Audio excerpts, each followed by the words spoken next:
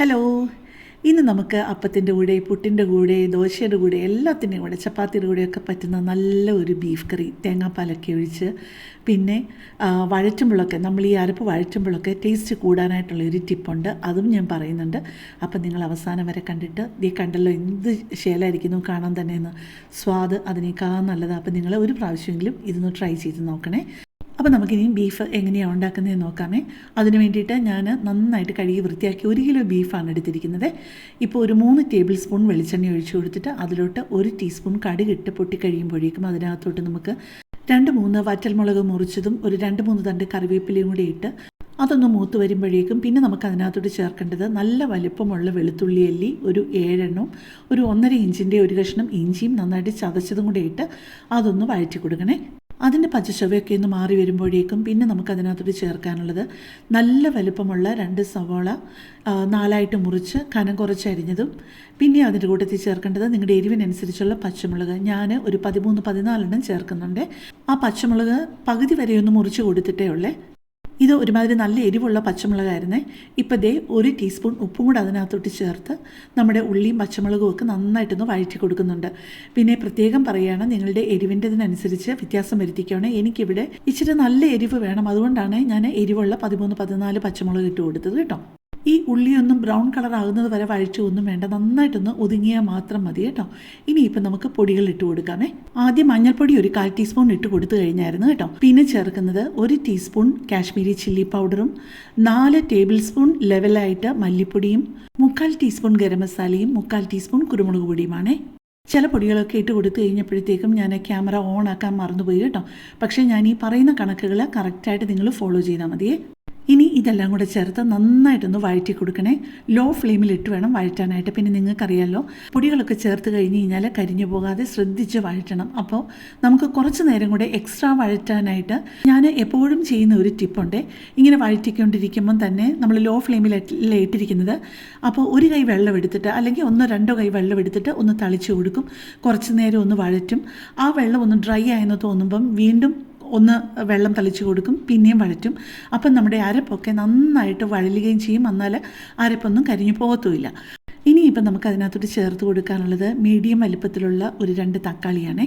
ഇതും കൂടെ ചേർത്ത് ഒന്ന് വഴറ്റി കൊടുക്കണം. അപ്പോൾ പെട്ടെന്ന് ഞാനൊരു കാര്യം പറഞ്ഞോട്ടെ. എൻ്റെ ഈ ചാനലും എൻ്റെ വീഡിയോയൊക്കെ ആദ്യമായിട്ട് കാണുന്ന ആരെങ്കിലുമൊക്കെ ആണെന്നുണ്ടെങ്കിൽ, എൻ്റെ ചാനലിൽ ഒരുപാട് വ്യത്യസ്തമായിട്ടുള്ള റെസിപ്പികളുണ്ട്. നിങ്ങൾക്ക് അതൊക്കെ പ്രയോജനം ചെയ്യുമെന്ന് തോന്നുകയാണെന്നുണ്ടെങ്കിൽ എൻ്റെ ചാനലിൽ നിന്ന് സബ്സ്ക്രൈബ് ചെയ്യുകയും ലൈക്ക് ചെയ്യുകയും കമൻറ്റ് ചെയ്യുകയും നിങ്ങൾക്ക് ഇഷ്ടമുള്ള വീഡിയോസ് മറ്റുള്ളവർക്ക് വേണ്ടിയിട്ട് ഷെയർ ചെയ്ത് കൊടുക്കാനും മറക്കല്ലേ. അതുപോലെ ഹൈപ്പ് ചെയ്യാൻ പറ്റുമെന്നുണ്ടെങ്കിൽ ഹൈപ്പ് ചെയ്യുകയും കൂടെ ചെയ്ത് കഴിഞ്ഞാൽ ഒരുപാട് സന്തോഷം. ഇനിയിപ്പോൾ നമ്മൾ കഴുകി വൃത്തിയാക്കി വെള്ളമൊക്കെ വാർന്നു പോയിട്ടുള്ള ബീഫ് ഇതിനകത്തോട്ടിട്ട് അതും കൂടെ ചേർത്ത് നന്നായിട്ടൊന്ന് വഴറ്റി കൊടുക്കണേ.